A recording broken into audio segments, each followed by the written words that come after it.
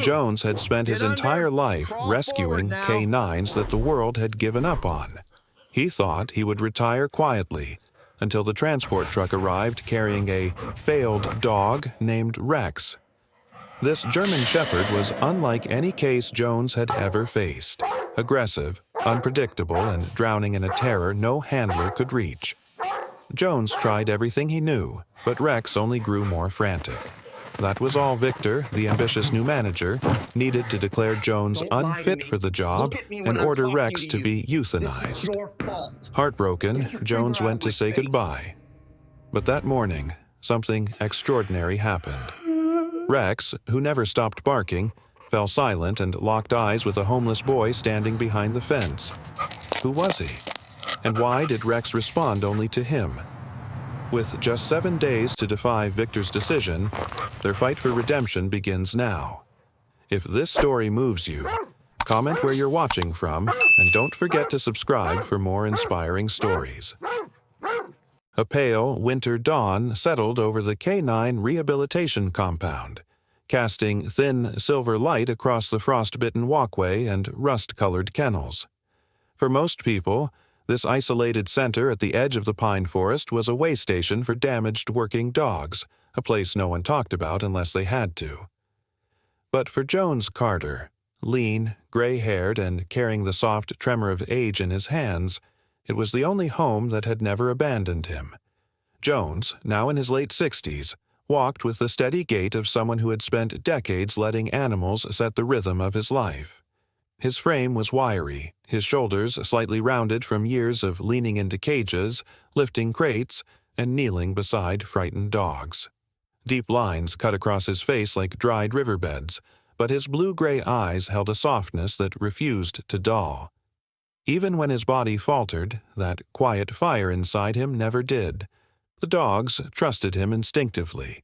They always had. Perhaps it was the way he moved. Slow, deliberate, respectful. Perhaps it was the way he looked at them, not as tools or units or failures, but as souls carrying burdens they never chose. Jones had once been a military canine handler, guiding four-legged soldiers through battlefields that still haunted his dreams. The nightmares had faded, but the empathy remained, stitched into him like an old scar. Life at the compound used to follow a calm, familiar rhythm. But the day Victor Halden arrived, that rhythm cracked. Victor was the kind of man whose uniform looked pressed even in the rain, whose boots always shone despite never touching real mud. In his early 30s, tall and broad-shouldered with slick black hair and sharp cheekbones, he carried himself with the stern posture of someone who had read leadership manuals but never truly led. His brown eyes were cold, not the cold of winter, but the cold of entitlement. He was the son of a decorated military official, and he wore that legacy like armor, using it to deflect questions about his own lack of field experience. Victor saw the dogs as numbers in a ledger, assets on a spreadsheet, resources to streamline. Efficiency was his religion. Compassion was a flaw. To him, a traumatized canine wasn't a life worth saving. It was operational waste. The staff whispered behind his back, but Victor didn't care. He governed by pressure, by deadlines, by threats. And Jones, quietly stubborn but aging, had become his favorite target. The latest transport truck arrived on a metallic afternoon, its brakes screeching as it rolled into the compound yard.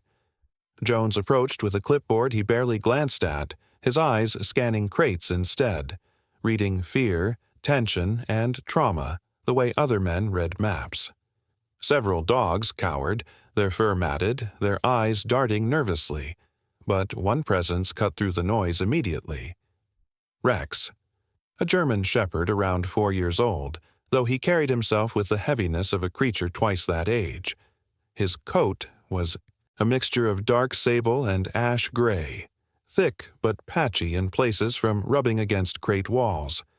He stood rigid at the back of his kennel, muscles tight as cables. His amber eyes burned with a raw, terrified intensity, the kind Jones had seen in soldiers who returned from war with their spirits shattered. When a handler approached, Rex erupted, teeth bared, body slamming against the metal gate, a bark so hoarse and violent it vibrated through the air. Jones stepped closer, his voice a low murmur. "Easy now." But he knew Rex wasn't ready to hear him. The week that followed was a test of endurance for both man and dog. Each morning, Jones sat by Rex's kennel, careful not to invade the fragile space the dog clung to. He offered water, soft words, and time. No rush, no commands, just presence. Yet Rex remained trapped in a storm of instinct and terror. He lunged at shadows, barked relentlessly until his voice cracked, trembled each time a metal latch clicked somewhere in the hallway. Jones knew this wasn't aggression. It was a soul that no longer believed the world could be safe. By the fourth day, exhaustion etched itself into Jones's bones. He rubbed his temples often, feeling the weight of his years. "What happened to you, boy?" he whispered through the bars, though he didn't expect an answer. On the seventh day, the compound felt unnaturally still, as if the building itself was holding its breath. Jones walked toward Rex's enclosure with a sense of dread running cold through his chest. Rex barked the moment he sensed movement, a sound as jagged as broken glass. Victor arrived minutes later, boots striking the concrete sharply as he approached. He folded his arms, sneering at the sight of Rex thrashing against the bars. "This," Victor said, his voice crisp with disdain, "is what you've done in a week?" Jones swallowed his frustration. He's traumatized. He needs more time. Victor stepped closer, letting the barking punctuate his next words. "You've lost your edge, old man. This dog is unmanageable, dangerous, and you," his gaze narrowed, "are no longer capable of handling cases like this." He didn't raise his voice. He didn't need to. His verdict struck harder than any shout. He is to be euthanized. Tomorrow. The words hit Jones like a blow to the ribs.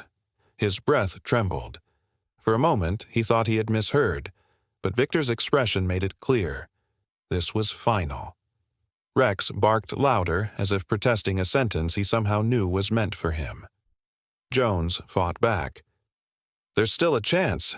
He just needs—" "Enough," Victor snapped. "We don't waste resources on lost causes." A handler handed Jones the paperwork. The page blurred slightly as he stared at it. His hands shook, not from age, but from grief.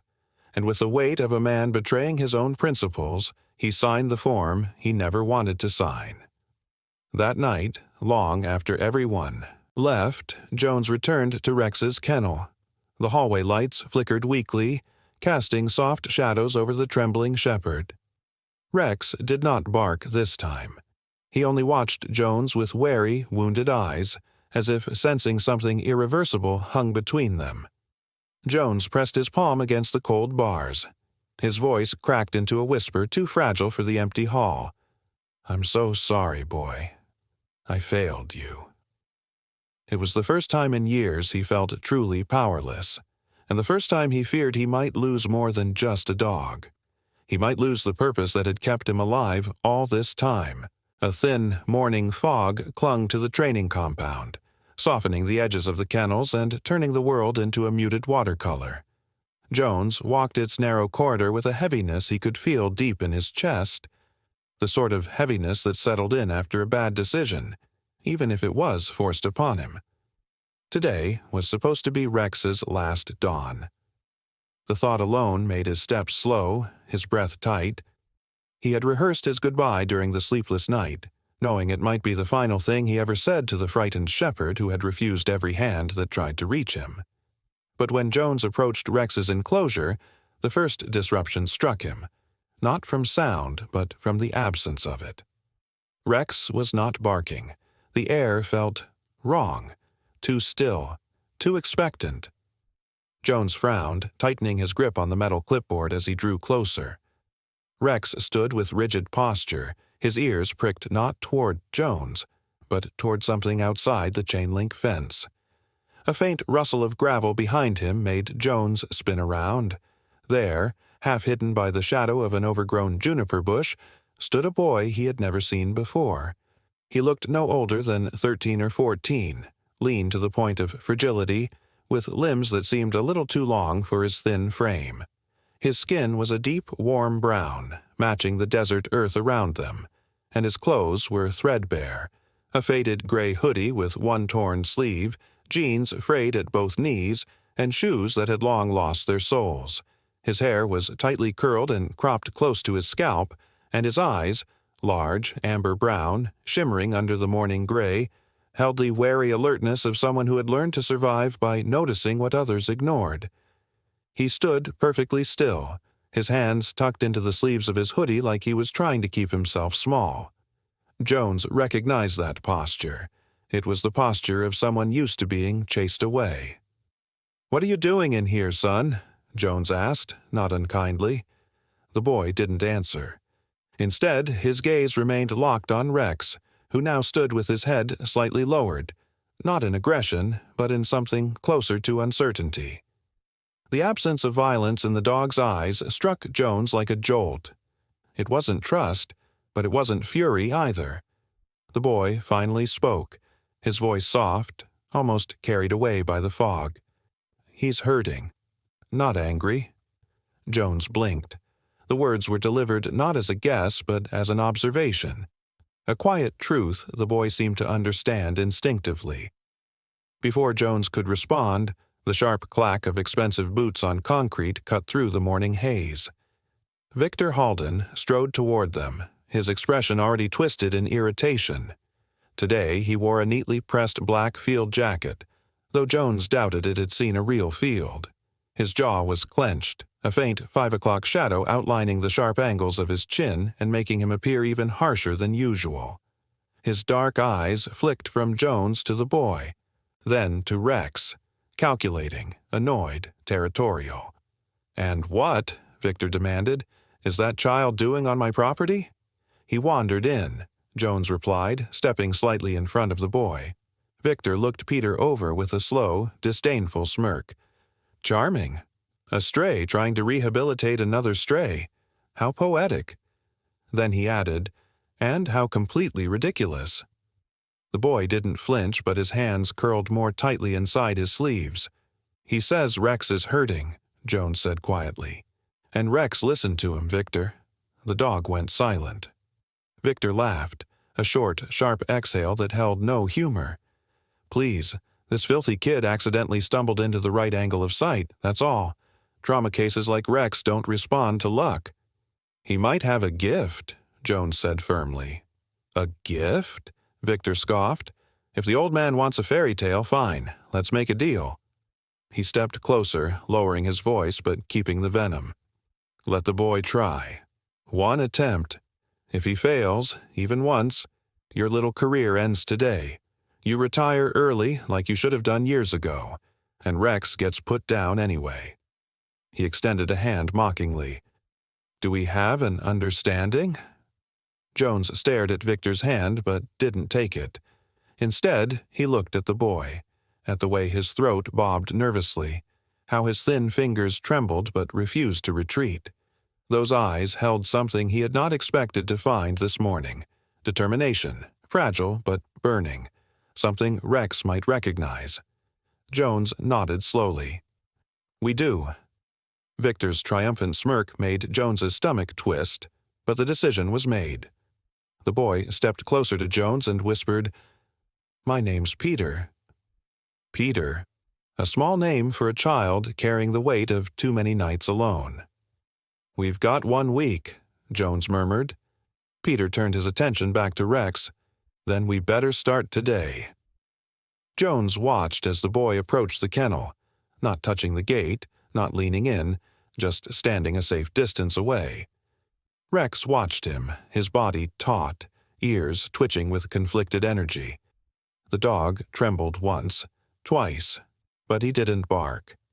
Peter slowly extended one hand, not toward Rex but upward, letting the dog see the gesture clearly. His voice was soft, steady, practiced in the language of creatures who flee from sudden movements. "Hey, boy, you're safe right now." Rex's eyes widened a fraction. Jones saw it, the tiniest unraveling of fear. Peter stayed still, breathing evenly, Something about the boy's presence, the stillness of him, the softness that didn't demand anything, seemed to resonate inside the dog's damaged instincts. Jones felt the shift, too. It was small as a heartbeat, but real. From behind them, Victor groaned dramatically. "This is absurd. I'll be back when you accept you were wrong." He left without waiting for a response. When Victor disappeared into the hallway, Jones knelt beside Peter. "How did you know he was hurting?" he asked gently. Peter looked at Rex again, then shrugged one thin shoulder. "Because I know what it looks like. When someone's scared, but everyone thinks they're mean." Jones's throat tightened. He wanted to ask more, but the boy added quietly, "I won't let him die, sir." For the first time since signing the euthanasia form, Jones felt a crack of light break through the dread. "Then we fight," he said. Rex shifted, lowering his head, and did not bark, a small mercy, a sign worth clinging to. The countdown had begun. Soft sunlight filtered through thin morning clouds, painting the K9 compound in pale gold, as if the world itself were holding its breath for what would come next. Jones felt the pressure of time with every heartbeat. 7 days, each one a fragile chance at saving a life everyone else had already given up on. He watched Peter from a distance as the boy prepared for the first step of their plan. There was something different in the child this morning. His small frame still hinted at hunger and hard nights, but his movements held a new steadiness. It was not confidence. No, Peter was too scarred to wear confidence openly, but it was something quieter, deeper, purpose. 2 dogs trotted beside him, chosen carefully after Jones had walked the kennels with him the previous night. The first was Lily, a golden lab around 6 years old, heavy-bodied with soft, drooping ears and a calm, motherly nature. Her brown eyes were warm, almost tender, a reflection of the years she had served as a therapy dog before being retired for arthritis. The second was Timber, a sandy-colored mutt with a sturdy frame, mismatched eyes, and a tail that wagged slowly but consistently, gentle reassurance in motion. Timber had once been found abandoned on a highway rest stop, but despite his rough past, he carried a natural ease around frightened animals. These 2 formed a stable pack, calm enough to teach by example. Peter positioned them several steps from Rex's kennel. Rex's reaction was immediate. His muscles tightened, his breath shortened, and a low, warning rumble built in his chest. But as the seconds stretched, he noticed something he didn't expect. Lily lying down and yawning, Timber sitting with relaxed shoulders. No threat, no tension, just stillness. It confused him, slowed him, unraveled him. Peter lowered himself to a crouch, careful not to make direct eye contact, his voice soft and rhythmic. "You're not alone, Rex. You're not the only one who got hurt." Jones stayed back, hiding partway behind the gate. He didn't want his presence to overwhelm the process. The boy continued, his tone cracking only once before he steadied it. "My dad used to work with K9 units. He had a partner named Shadow. He was big and strong, but sweet, too. He slept with me whenever Dad was sent away." Rex stopped pacing. His ears twitched. Peter swallowed hard. "One day, they didn't come home. The people who told me said they were heroes." He drew a shaky breath. "But heroes don't walk through the door again." Jones felt something twist painfully inside him. Peter's voice trembled but didn't break. "I miss them. Every day." For the first time, Rex sat. Not from command, not from training, but because he saw himself reflected in the trembling voice of a child who understood loss the same way he did, as an open wound that never fully closed. Day 2 brought a new set of challenges. Rex's fear reactions were unpredictable, sometimes exploding without warning. Exposure. Therapy meant finding the line between manageable discomfort and triggering panic, and it demanded precision. Peter carried a small phone speaker in his pocket. Jones had loaded it with recordings, distant car engines, soft footsteps, clipped K9 commands, gently clinking metal bowls. At the lowest volume, the sounds barely rose above morning chatter, but Rex stiffened anyway. His breath hitched, chest tightening. Peter didn't push. He simply sat cross-legged with his back to the kennel, encouraging Lily and Timber to mirror relaxation cues. Jones watched in awe. For all his years handling dogs, he had never seen someone so naturally attuned to their emotional currents. Peter nudged the volume slightly higher only when Rex's tail loosened its rigid curl. Each sound, each progression was like placing a single stone on fragile ice, testing weight carefully. "Good boy," Peter whispered. "See, nothing's going to hurt you. Not here." By the end of the second day, Rex no longer panicked at distant footsteps and only flinched slightly at soft clinks of metal. Progress, not dramatic, not miraculous, but real. Day 3 shifted from exposure to emotional rewiring.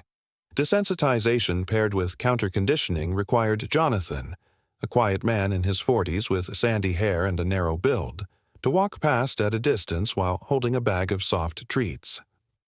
Jonathan was a kennel technician, mild-mannered and shy, with a gentle smile he rarely showed. His role was simple: exist near Rex without posing a threat. Whenever Rex tensed at Jonathan's presence, Peter murmured reassurance, and Jones tossed a treat only when Rex looked away from fear and toward stability. "He's learning to replace the feeling," Jones explained softly as Peter nodded with focused eyes. Rex had setbacks, one moment lunging at the bars, another backing into the far corner trembling uncontrollably. But each time, they reset the environment to a safe distance. After an hour, Rex approached the gate, sniffing the air where Jonathan had walked. Jones rewarded the moment immediately. Peter smiled, not wide, but with the subtle upward curl of someone who didn't dare hope too loudly. Day 4 tested whether Rex could choose calm over chaos. Behavior adjustment training meant giving Rex space far enough to think instead of react. Jones stood with Timber across the yard, Peter closer to Rex's kennel but not within lunging distance. Timber served as a low-intensity stimulus, walking slowly in a loose circle, not acknowledging Rex at all. Rex tracked the movements, shoulders tight, breath sharp. Then something remarkable happened. He turned his head away voluntarily, choosing avoidance over aggression. "There," Jones murmured, almost breathless. "Reward him before he changes his mind." Peter tossed a soft treat gently through the bars. Rex ate it, then he looked away again. Another choice. Another step. Another stitch in the torn fabric of his trust. By afternoon, his breathing grew steadier when Timber walked close. Not perfect, not healed, but on a path he had never walked before. And, for the first time in a long while, Rex lay down without being told. By the end of Day 4, Jones felt something he had not felt in years. Hope that did not flicker, but stayed. Night settled over the compound with an eerie stillness, the kind that made even the wind hesitate as it passed through the narrow corridor between the kennels. A faint crescent moon hung above the metal roofs, barely bright enough to outline the chain-link fences in pale, silvery strokes. Jones had gone home reluctantly, only after Peter begged him to rest. The boy had sensed how much the week had drained the old man, the stoop in his shoulders growing sharper, the lines around his eyes deepening more each day. Jones promised to return before sunrise, leaving with one last look at Rex, who had finally fallen asleep curled near the front bars of his kennel, breathing steadily for the first time since he arrived. But long after the compound lights were turned off, another set of footsteps approached. Victor Halden moved through the shadows with a determined, predatory calm. Tonight, he was dressed in a dark tactical jacket and heavy gloves, his silhouette bulkier and harsher than usual. His face, illuminated briefly by the dim security lights, was twisted in frustration, an expression carved by ego and fear rather than reason. The last week had not gone according to his plan. Rex was showing progress. Jones, who should have failed by now, was proving harder to remove, and Peter, an orphaned child Victor never expected to matter, had become a nuisance he could no longer ignore. Victor paused at the door leading to the kennel hall. He inserted a key, one only supervisors were meant to possess, and slipped inside. The lights flickered overhead, buzzing faintly. Rows of sleeping dogs barely stirred as he passed, though a few lifted their heads, sensing something wrong. Rex's enclosure sat at the far end of the hall. The shepherd was asleep, but his sleep was fitful. His paws twitched occasionally, as though running from memories he could never outrun. Victor's steps stopped directly outside the kennel. He stared at the dog for several seconds, a cruel calculation in his eyes. Then, with slow deliberation, he reached into his jacket and pulled out a short fiberglass rod. Lightweight, but strong, the kind used to break up fights without causing visible bruising. "Can't have you making him look competent," Victor muttered under his breath. The first strike came without warning. A sharp crack, metal, fiberglass, and pain colliding violently, echoed down the hall. Rex jolted awake, eyes wild, scrambling backward as panic surged through him like an electric shock. He barked, a broken, desperate sound, his chest heaving. Victor struck the gate this time, harder, again and again, each impact ricocheting like gunfire through Rex's nerves. The dog's legs buckled. He cowered, trembling uncontrollably, tail tucked so tightly it touched his belly. Then Victor struck him through the bars. Rex let out a guttural, terrified cry, one that belonged not to an animal in a cage, but to a soldier back on a battlefield, reliving something he could never forget. His body curled instinctively into a defensive posture, the world spinning into the same nightmare that had haunted him since Afghanistan. Explosions, shouting, smoke, blood, his handler's body falling beside him. Victor stepped back, satisfied with the damage. He tossed a handful of dirt into the kennel, smeared mud along the floor outside the gate, and used pliers to bend the lower hinge of the lock. From a distance, it looked as if Rex had broken the gate himself. He widened the gap, just enough to simulate an escape. He whispered, "Tomorrow morning, you're gone. And so is the old man." With that, he slipped out of the hall, locking the door behind him. For several minutes after Victor left, the compound was silent, except for Rex's trembling breaths, shallow and frantic. Before dawn, Peter arrived early. He had barely slept, mind full of worry and hope tangled together like roots under winter soil. The air was cold enough to sting his cheeks as he hurried toward the kennels. He carried a small backpack with treats, water, and the old frayed leash Jones had given him as a symbolic gesture of trust. But the moment he opened the outer gate, something felt wrong. The dogs were restless. Several paced in their kennels, whining softly. Lily barked once, sharp, alarmed. Peter's heartbeat quickened. He sprinted down the hall. Then he saw Rex's kennel. The door was cracked open, dirt scattered across the floor. The metal latch bent out of shape. His chest dropped into a cold void. "Rex!" His voice trembled. There was no answering growl, no cautious whine, only silence. Peter's legs moved before his mind caught up, rushing to the gate. He almost slipped on the dirt. He reached inside the kennel. It was empty, still warm from where Rex had been. His eyes burned, and his breath came fast and uneven. No. Jones arrived moments later, still wearing his old denim jacket, his hair ruffled from rushing. "Peter, what?" Then his gaze fell on the open kennel. His face drained of color. Victor appeared behind them, wearing a solemn expression so perfectly crafted it made Peter sick. His uniform was immaculate, not a crease out of place. His dark hair combed neatly back. His voice carried faux concern. "It seems Rex escaped during the night. The hinge was damaged, likely by him. He wouldn't run. Peter snapped, eyes shining with tears. He wouldn't. Victor raised a brow. He's a dangerous animal with a history of aggression. Of course he ran. Jones stared at the gate, crouched down, and touched the bent hinge with trembling fingers. Something about it felt off. Too clean. Too deliberate. He opened his mouth, but Victor cut him off. "We must follow protocol," he said flatly.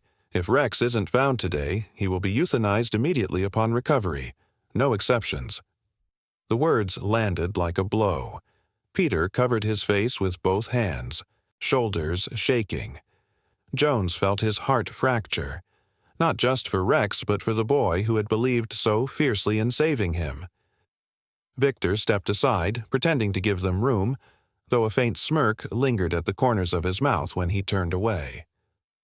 Rex, whose spirit had only begun to heal, was alone again, somewhere in the vast fields and hills beyond the compound, terrified, injured, and believing the world had betrayed him once more.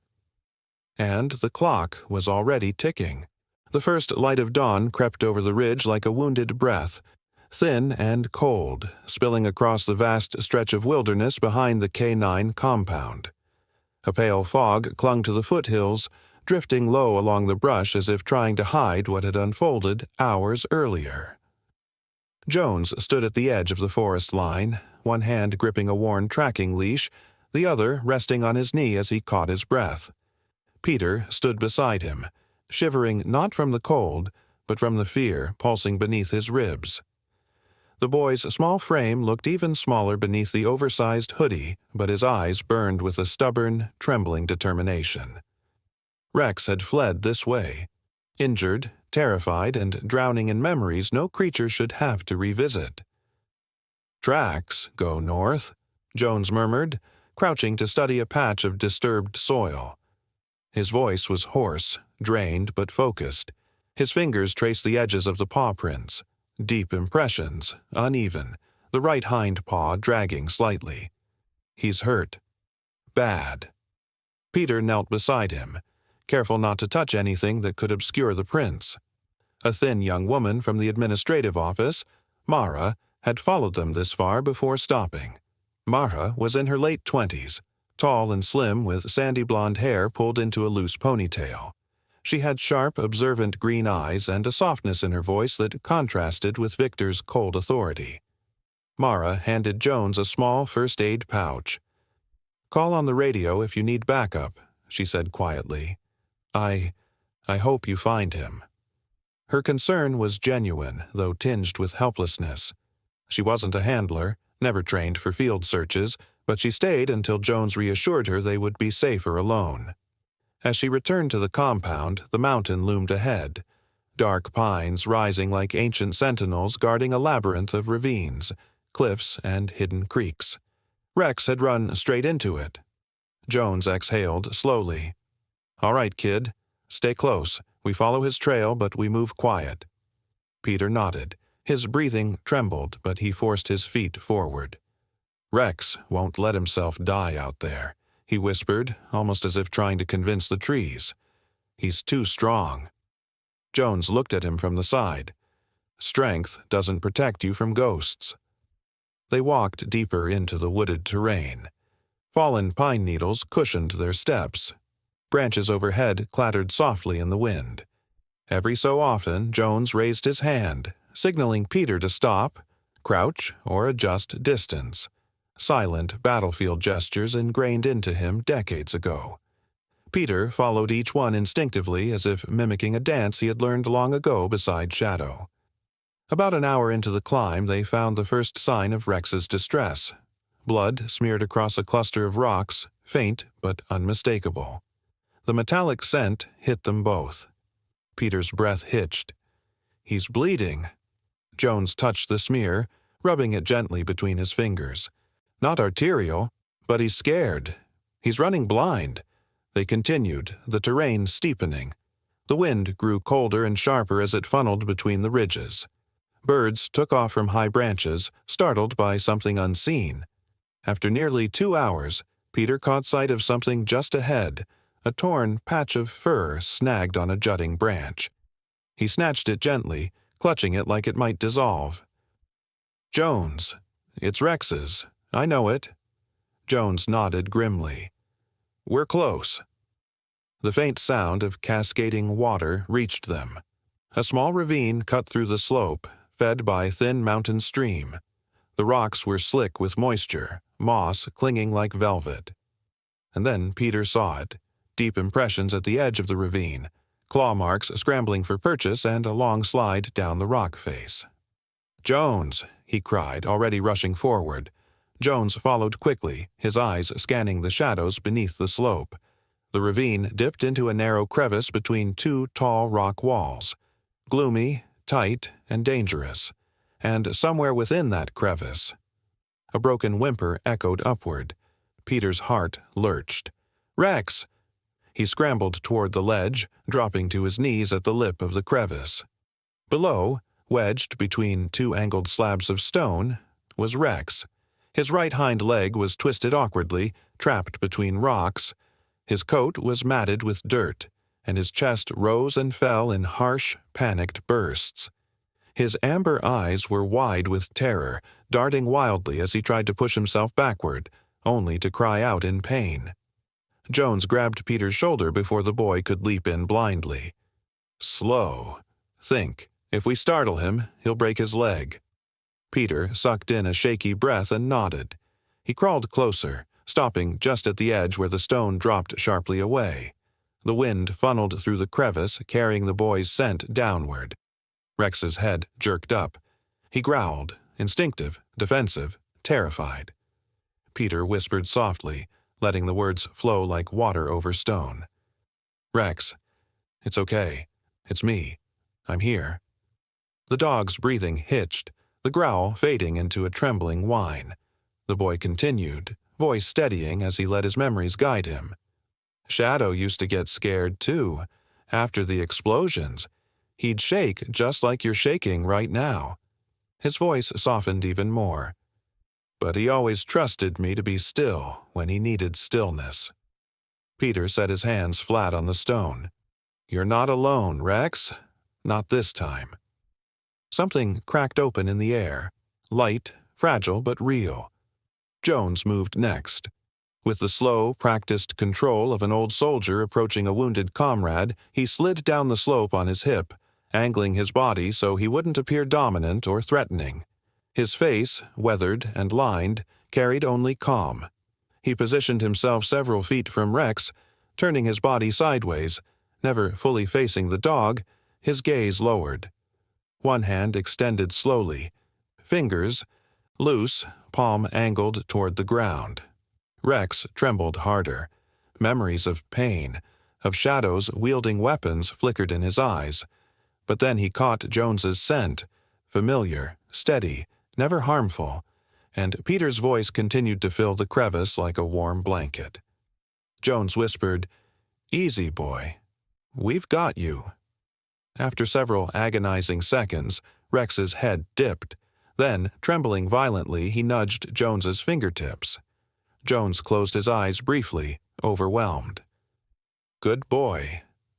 Working together, they looped a rope under Rex's chest while Peter steadied the dog's head. Rex whimpered once but didn't snap, his trust fragile but holding. With coordinated strength, they pulled, slowly, carefully, guiding Rex upward, inch by trembling inch. When they finally reached the flat ground above, all three collapsed. The old man, the orphaned boy, and the dog who had nearly given up. For the first time since Rex arrived at the compound, he rested his head willingly against Jones's knee. And Peter, tears streaking down his cheeks, whispered, "We got you now. You're safe." Late afternoon light spread across the compound in warm, amber strokes, softening the usually harsh concrete lines into something gentler, something hopeful. Jones walked slowly beside Rex as the shepherd limped forward, his hind leg wrapped carefully in a supportive bandage. Though tired, the dog carried himself differently now, with a quiet courage instead of constant fear. Jones, too, seemed changed. The rigid tension that had lived in his shoulders for years had begun to ease, replaced by calm, born from purpose regained. When they entered the main yard, several staff members waited near the benches, faces tense, like people holding their breath in anticipation. Among them was Mara, her sandy blonde hair tied back, paperwork in hand. Today, her expression held more fire than softness. She straightened when she saw Jones. "They're ready upstairs," she said, her voice steady despite the storm in her eyes. Jones nodded. "Let's finish this." The administrative wing of the compound was strangely quiet. Only the low hum of ceiling lights filled the hallway. At the far end stood a meeting room with frosted glass panels, and behind those panels, the silhouettes of the Investigation Council. 3 individuals sat waiting: Colonel Reed, Dr. Halverson, and Ms. Patel. Colonel Reed was a tall man in his late 50s, with salt and pepper hair trimmed to military precision. His square jaw had a deep scar running across the left side, a reminder of a riot control incident 2 decades prior that had shaped him into a leader intolerant of cruelty. Dr. Halverson, seated beside him, was a compact, round-shouldered veterinarian in her early 40s with kind brown eyes behind thick glasses and an analytical mind that could slice through lies cleanly. Lastly, Ms. Patel, lean, composed, impeccably dressed in a navy suit, represented the Civilian Oversight Board. Her dark hair was pulled into a tight bun, and her stern expression suggested she had already formed opinions from the reports she'd reviewed. Jones stood across from them with Peter at his side. The boy wore a freshly washed hoodie someone from the staff had given him. It still hung loosely over his thin frame, but today he held himself a little taller. "Please sit," Miss Patel said. They did. Colonel Reed folded his hands. "Mr. Carter, we've reviewed your statement regarding the incident with Rex. Before we continue, do you have anything to add?" Jones glanced at Peter, then back at the council. "Only that Rex didn't escape," he said firmly. "And he didn't harm anyone. He ran because he was hurt and terrified." Dr. Halverson nodded slowly. "We saw the extent of his injury. The trauma reaction was clear." Peter spoke up quietly, but his words carried weight. "Rex trusted us. He wouldn't have run unless someone scared him." Ms. Patel looked at him. "You're Peter Cooper, yes?" Her voice softened slightly. "We've heard a great deal about your involvement." Peter swallowed, unsure whether that was good or bad. Colonel Reed turned on the monitor at the center of the table. "Last week," he said, "maintenance installed a new set of low-light cameras in the kennel halls.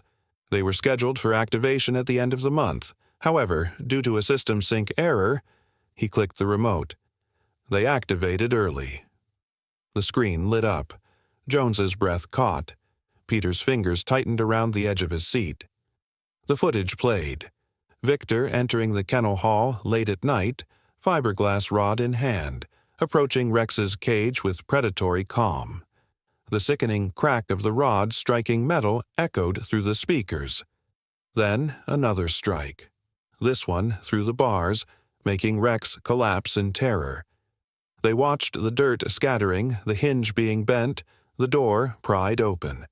They watched Victor leave without a backward glance. Not a sound came from the council until the footage ended. Ms. Patel inhaled sharply.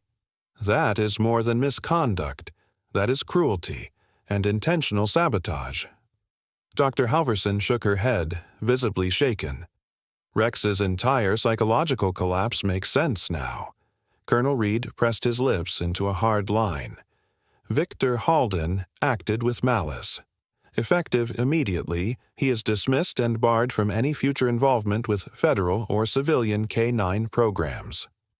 Jones closed his eyes, relief washing through him like warm sunlight thawing an old frost. "And," Colonel Reed added, turning toward him, "your forced retirement notice has been revoked." Peter exhaled in a shaky burst of joy. Ms. Patel smiled, a rare expression on her normally severe face. "In fact, Mr. Carter, given your years of service and the extraordinary handling of this crisis, the board unanimously recommends you to lead the newly formed K-9 Rehabilitation Unit." Jones stared at her, stunned. "You want me to run it?" "You're the most qualified person we've ever had," Dr. Halverson said simply. Jones's voice trembled. "Thank you."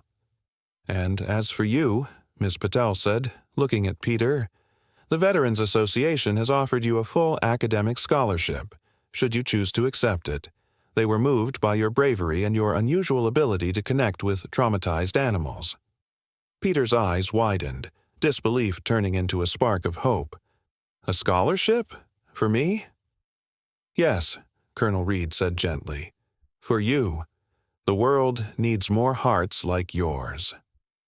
Peter looked down, overwhelmed, and wiped his eyes quickly on his sleeve.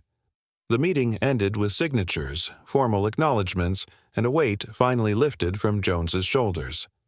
Outside, the evening light cast the training yard in warm shades of gold. Rex lay on a soft patch of grass, his bandaged leg stretched out comfortably. Lily and Timber rested nearby, their calm presence offering a quiet celebration of their own. Jones settled onto the old wooden bench, exhaling deeply as though breathing freely for the first time in years. Peter knelt beside Rex, rubbing gently behind his ears. The shepherd closed his eyes, leaning into the touch, a gesture unthinkable a week ago. "You're getting good at this," Jones said, smiling softly. Peter grinned, wiping dirt off his cheek. "He's the brave one, not me." Rex shifted, placing his head on Peter's knee, the gesture filled with trust that had been fought for and earned. Jones watched them, the late sunlight wrapping the three of them in a warm glow, the old man who had lost purpose, the boy who had lost family, and the dog who had lost everything but refused to give up. Three wounded spirits, finding healing in each other. A new family, forged not by blood, but by survival, compassion, and the stubborn belief that broken souls could find their way back to the light. Sometimes the greatest miracles do not arrive with thunder or light, but quietly, through the unlikely hands of an old man, a wounded dog, and an orphaned boy. Their healing was not an accident. It was the kind of grace that appears when broken souls refuse to give up on one another, the kind of mercy that feels whispered by something greater than ourselves. In moments like these, many say God reminds us that even in deserts of fear and loneliness, He places people and creatures in our path to guide us back toward hope. And if such healing can happen in a forgotten K9 compound, perhaps it can happen in our homes, in our families, in our everyday struggles. As you finish this story, carry its message with you. Believe that no soul is too lost, no wound too deep, no night too dark for renewal. Look around your own life and notice the Rex, the Jones, the Peter, who might be waiting for you to reach out, to understand, or simply to stay. If this story touched your heart, share it so others may find comfort in it. Leave a comment, subscribe to the channel, and let your voice become part of a community that believes in compassion, courage, and grace. May God bless you, protect your loved ones, and guide you through every silent battle you face.